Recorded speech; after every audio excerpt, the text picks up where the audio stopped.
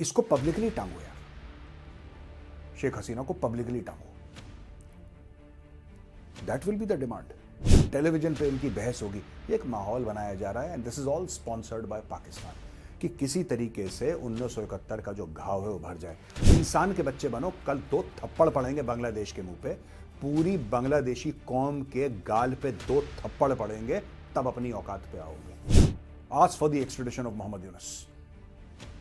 मैं चाहता हूं मोहम्मद यूनुस को बॉर्डर से लाया जाए हथकड़ियों पे, गले में पट्टा डाल के और हथकड़ियां डाल के उसको घसीटा जाए और दिल्ली में उसकी ट्रायल हो। जैसे ये कह रहे हैं कि जेनोसाइड करवाए, जैसे बांग्लादेशी कह रहे हैं जेनोसाइड करवाया बांग्लादेश में और शेख हसीना रिस्पॉन्सिबल है, तो वहां पे जो हिंदू मरे हैं, जो वहां पे हिंदू मरे हैं, उनके जेनोसाइड के लिए कौन रिस्पॉन्सिबल है? पैर में चप्पल तो है नहीं तुम्हारे पास पहनने के लिए, हम इंटरफेयर करके करेंगे क्या? लेकिन अगर तुम इंसिस्ट कर रहे हो तो फिर हमारा जवाब सुन लो कि हाँ ठीक है, हम करेंगे।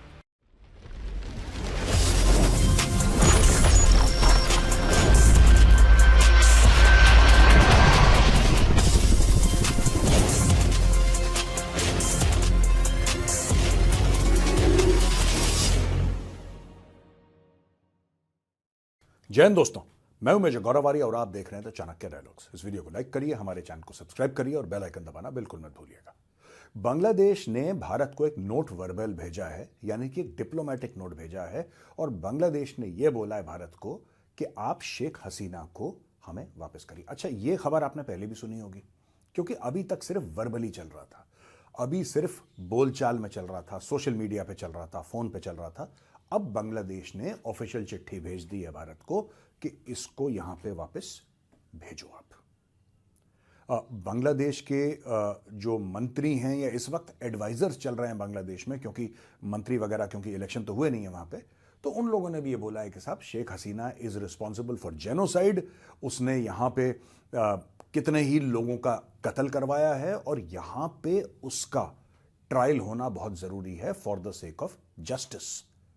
तौहीद हुसैन, जो कि एडवाइजर हैं फॉर फॉरेन अफेयर्स बांग्लादेश की इस वक्त की जो सरकार है, उसमें तौहीद हुसैन है उनका नाम, उन्होंने ये बोला है कि साहब आप भेजिए इनको, क्योंकि बांग्लादेश और भारत के बीच में एक एक्सट्रेडिशन ट्रीटी है। एक्सट्रेडिशन ट्रीटी में दोस्तों ये होता है कि अगर हमारा कोई मुजरिम बांग्लादेश में हो और हम बोलें तो बांग्लादेश उसको वापस भेजेगा, और अगर भारत में कोई बांग्लादेश का मुजरिम हो तो भारत भी उसको वापस भेजेगा। इस प्रकार की एक अंडरस्टैंडिंग हमारी और बांग्लादेश में है, और उसी अंडरस्टैंडिंग का, उसी ट्रीटी का हवाला, एक्सट्रेडिशन ट्रीटी का हवाला बांग्लादेश ने दिया। अब इसमें 2-3 फैक्टर्स हैं जो मैं आज डिस्कस करना चाहता हूं आपके साथ। ये जो है ना कि शेख हसीना को वापस भेजो वापस भेजो, क्यों चल रहा है दोस्तों? ये है जमाते इस्लामी का इन्फ्लुएंस। ये बांग्लादेशियों के खुद का दिमाग नहीं है, ये दिमाग उनको पाकिस्तानी दे रहे हैं। शेख हसीना वापस क्यों चाहिए? शेख हसीना इसलिए वापस चाहिए क्योंकि शेख हसीना के बाप ने बांग्लादेश बनाया था, और बांग्लादेश कैसे बनाया था? पाकिस्तान के 2 टुकड़े करके। और शेख मुजीबुर रहमान, यानी कि शेख हसीना के जो फादर थे, उनका जो घाव है जो उन्होंने पाकिस्तान को दिया था, उस वक्त का घाव, ये अभी तक पाकिस्तान को बहुत दुख दे रहा है, बहुत दर्द दे रहा है। और अगर शेख हसीना को वापस भेज दिया जाता है तो जाहिर सी बात है कि शेख हसीना को बांग्लादेश की सरकार जो इस वक्त है, इंटरिम गवर्नमेंट, वो और उसके कोर्ट्स मिलकर उनको सजाए मौत दे देंगे। यह बात तय है। अब पूछिए क्यों? क्योंकि बांग्लादेश से यही लोग, तौहीद हुसैन टाइप के लोग, ये कह रहे हैं कि send back the autocrat, send back the autocrat. Sheikh Hasina को कह रहे हैं इसको वापस भेजो, हम इसको ट्रायल करेंगे, इसका ट्रायल करके इसको पनिश करेंगे, ये सब बातें। अगर बांग्लादेश की इंटरिम सरकार ही कह रही है कि शेख हसीना ने जेनोसाइड करा है, ये कह रही है कि ऑटोक्रेटिक है, अगर उनके सरकार वाले जो इनके एडवाइजर्स हैं, सीनियर एडवाइजर्स हैं, जो इस वक्त इनके वजीर हैं, मुशीर हैं, advisers and the so called ministers or whoever are the advisors who are at cabinet levels now, when they themselves are calling Sheikh Hasina an autocrat, जब ये कह रहे हैं इसने जेनोसाइड करा है, क्या आपको लगता है कि शेख हसीना को फेयर ट्रायल मिलेगा बांग्लादेश में? बिल्कुल नहीं मिलेगा। वो एक पब्लिक स्पेक्टिकल चाहते हैं। मैं आपको बताता हूं चाहते क्या है। ये एक पब्लिक स्पेक्टिकल चाहते हैं। पब्लिक स्पेक्टिकल कैसा? इस प्रकार से पब्लिक स्पेक्टिकल दोस्तों कि ये जाए वहां पे इसको अरेस्ट करा जाए, शेख हसीना को, एक शैम ट्रायल हो जहां पे एक जज हो, वो जज इसके खिलाफ हो और बोले कि ठीक है इसको टांगो, और फिर पब्लिक आए सड़क पे। देखिए ये बहुत जरूरी है, बांग्लादेशी माइंडसेट ऐसा है, they are essentially protesters. Bangladeshis ना ये काम वाम नहीं करते, they are a lazy people, they are only busy protesting all their lives, they have just protested, so they are only good for protesting. इसको पब्लिकली टांगो यार, शेख हसीना को पब्लिकली टांगो, that will be the demand. Television पे इनकी बहस होगी, एक माहौल बनाया जा रहा है, and this is all sponsored by Pakistan, कि किसी तरीके से 1971 का जो घाव है वो भर जाए। जब बात हुई थी, अभी हाल फिलहाल में मीटिंग हुई है मोहम्मद यूनुस और शहबाज शरीफ की, तो कुछ चीजों पे इनका डिस्कशन हुआ। एक बड़ी अहम चीज पे डिस्कशन हुआ कि 1971 का जो घाव है वो भर जाए, and we should move on from 1971। अब मूव ऑन कैसे करेगा भैया पाकिस्तान? आपने तो उसका एक ज्यादा जो बड़ा चंक था पॉपुलेशन का भी और एरिया का भी, आपने तो काट के अलग कर दिया। आपने काट के अलग कर दिया। पाकिस्तान क्या करेगा? जब तक जिस इंसान ने पाकिस्तान के टुकड़े नहीं करे, जब तक उसकी बेटी को सजाए मौत बांग्लादेश नहीं दे देगा, तब तक वो घाव नहीं भरेगा। भरेगा तब भी नहीं, लेकिन तब फिर ये हो जाएगा कि हां कुछ जस्टिस हो गई अकॉर्डिंग टू पाकिस्तानीज। तो दोस्तों ये बात चल रही है वहां पे।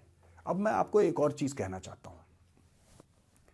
ये जो कह रहे हैं बांग्लादेशी कि शेख हसीना ने जेनोसाइड करा है बांग्लादेश में, इसके ऊपर बात करूंगा, फिर एक काउंटर आर्ग्यूमेंट में देना चाहता हूं, और मैं चाहता हूं आप लोग ध्यान से सुने। देखिए साहब, ये कहते हैं इसने जेनोसाइड करा, ये कहते हैं इंडिया वापस भेजो। अब इंडिया के पास दो रास्ते हैं, या तो इंडिया इसको वापस भेजे या इंडिया बोले हम नहीं भेजते, राइट? अगर शेख हसीना भारत से चली जाती है किसी और देश और उसको और देश में पनाह मिल जाती है, वो भी भारत की हार है। अगर भारत शेख हसीना को वापस बांग्लादेश भेज देता है तो वो भी भारत की हार है। भारत की जीत सिर्फ इसमें है कि शेख हसीना को पूरे प्रोटोकॉल के साथ खुले में, छुपाना नहीं है। यूके क्या करता है? यूके में इतने लोग जाके पनाह लेते हैं, यूके कभी थोड़ा ना किसी से माफिया मांगता है कि नहीं यार ये वो कुछ नहीं करना। Be strong, you are a superpower. ये दो कौड़ी के बांग्लादेशी, इनकी बात सुनेंगे हम लोग? ये दो कौड़ी के बांग्लादेशी हमारी भीख पे पलने वाले, इनका देश हमने बनाया, इनका देश हमने बनाया। ये दो कौड़ी के बांग्लादेशी ये हमें डिक्टेट करेंगे? भूखे नंगे लोग ये अब भारत को बताएंगे कि ये कर दो वो कर दो, है? अब देखो, अब मैं बताता हूं एक बात।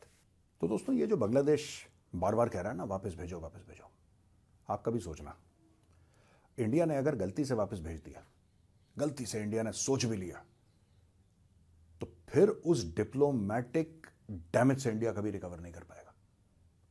इसलिए बेस्ट इज इन दो कौड़ी के भूखे नंगों को बोलो भागो यहां से, ठीक है? और मैं बता रहा हूं इनका चावल चूवल सब बंद करो, सब बंद करो। मैं बता रहा हूं ये अपनी औकात में आ जाएंगे 2 मिनट के अंदर। ये उछल रहे हैं, और ये क्यों उछल रहे हैं ये भी आपको बताऊंगा, लेकिन पहले जो मैंने काउंटर आर्ग्यूमेंट बोली थी वो मैं आपको सुनाता हूं। ये कह रहे हैं, अच्छा ये कब मांगा है इन्होंने? जब विक्रम मिस्री साहब गए थे, हमारे फॉरेन सेक्रेटरी वहां पे गए थे मिलने के लिए। और विक्रम, देखो हर समय ना एक बात ध्यान रखना, मामला बिगाड़ने से पहले एक बार सुधारने की कोशिश करो। मोदी जी ने भी नवाज शरीफ को बुलाया था अपनी इनॉग्रेशन सेरेमनी में 2014 में, पूरी कोशिश करी कि सब ठीक हो जाए, पूरी कोशिश करी। जब ये नहीं माने तब सर्जिकल स्ट्राइक करी, तब बालाकोट करा। और मुझे लगता है भारत यही कर रहा है इस वक्त बांग्लादेश के साथ।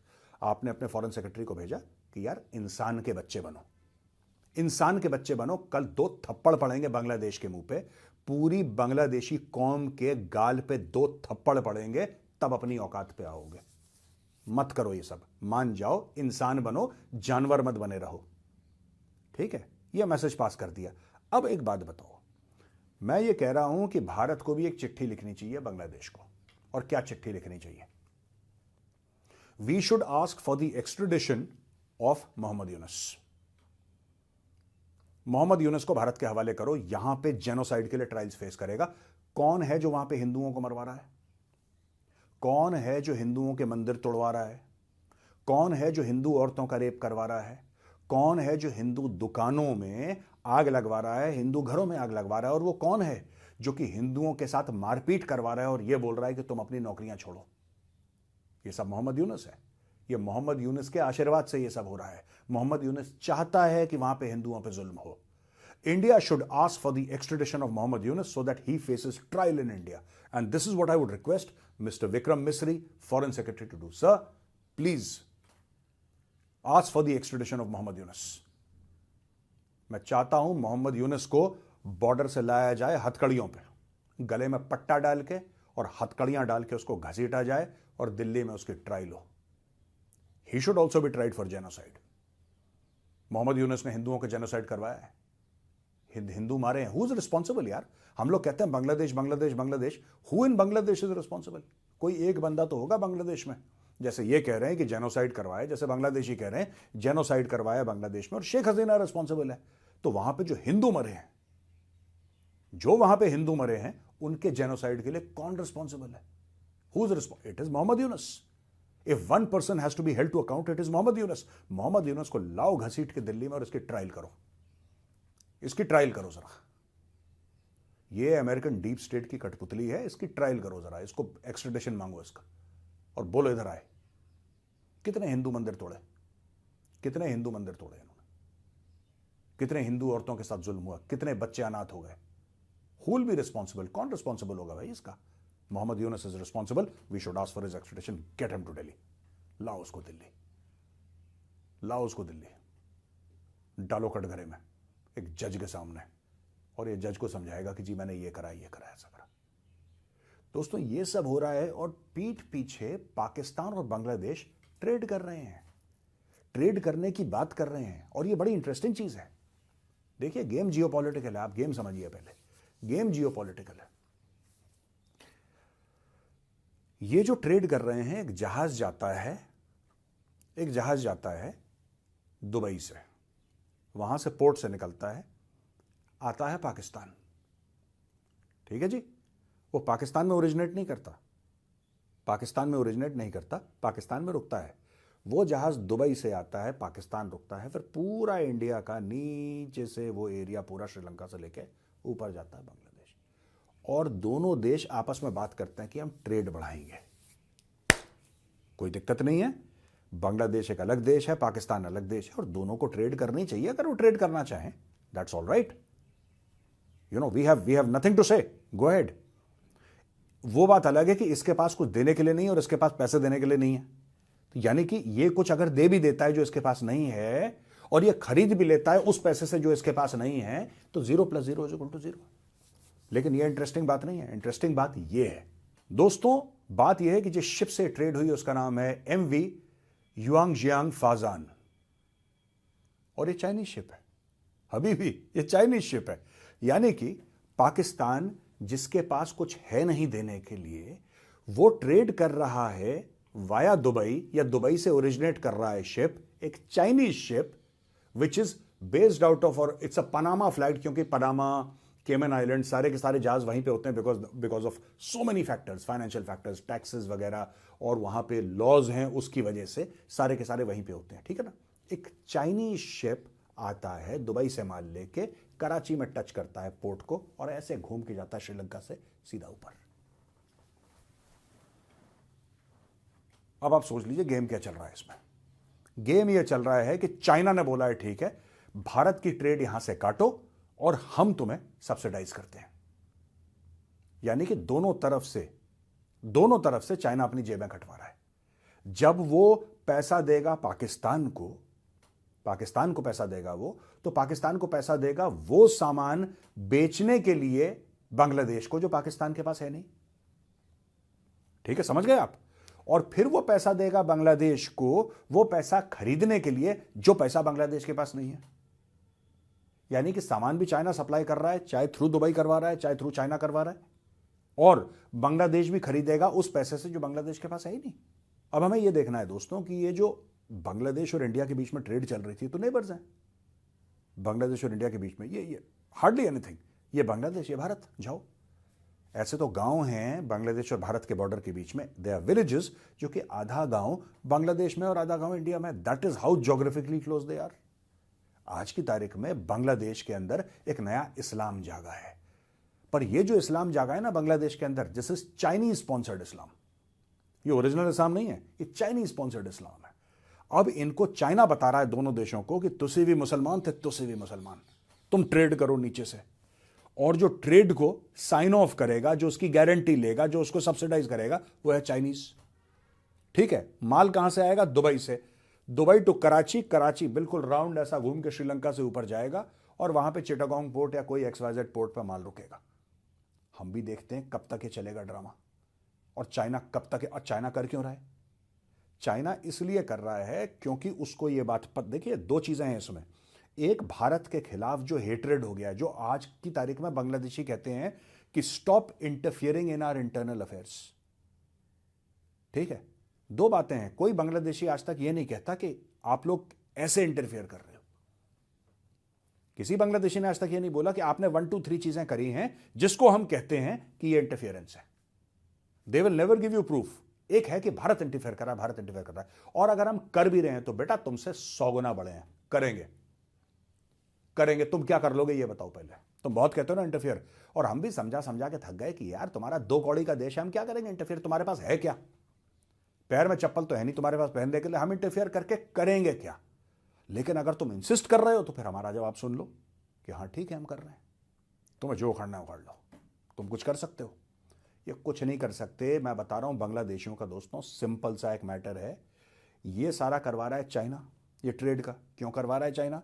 क्योंकि उसको पता है कि ये Mohammed Yunus American deep state का पपेट है। दे नो, इनको पता है अमेरिकन डीप स्टेट का पपेट है, और ये चाहते हैं वहां पे सेंट मार्टिन आइलैंड का। ये तो शेख हसीना ने बहुत पहले बोल दिया था यार, ये आज का है। शेख हसीना ने महीनों पहले बोल दिया था अपने हटने से। 5 अगस्त को शेख हसीना हटी है, इस साल 5 अगस्त को। और शेख हसीना ने उसके 2-4-5 महीने पहले बता दिया था कि गोरा आदमी आया था, उसने बोला सेंट मार्टिन आइलैंड दे दो। एक गोरा आदमी आया था, उसने बोला कि एक मिलिट्री बेस दे दो, तुम्हारी हुकूमत चलती रहेगी, कोई दिक्कत नहीं है। वो गोरा आदमी कौन था? अमेरिकन था। तो उनको पता है कि मोहम्मद यूनुस जो है ये अमेरिकन डीप स्टेट का एक कठपुतली है, और चाइना वहां पे चाहता है कि उनका भी इन्फ्लुएंस बना रहे। अगर बांग्लादेशी अमेरिकन को सेंट मार्टिन आइलैंड दे देते हैं और अमेरिकन सेंट मार्टिन आइलैंड पे एक बेस बनाते हैं, किसके खिलाफ बेस बना रहे हैं? म्यांमार के खिलाफ बना रहे हैं? नो। इंडिया के खिलाफ बना रहे हैं? नो। किसके खिलाफ बना रहे हैं? They are making a base against the Chinese. Myanmar का बॉर्डर डायरेक्टली मिलता है चाइना के साथ। American are making a base on sovereign Bangladesh territory, और ये होगा। ये मोहम्मद यूनुस क्यों कह रहा है? मोहम्मद यूनुस से सिंपल सी बात है यार। आप कह रहे थे शेख हसीना प्रॉब्लम है, आपने शेख हसीना को निकाल दिया, डन, वेरी गुड, हो गया। अब एक बात बताओ, शेख हसीना को निकाल दिया, मोहम्मद यूनुस ये क्यों कह रहा है कि अब जो चुनाव होंगे उसके बारे में 2026 में बात होगी? क्यों 2026 में बात होगी भाई?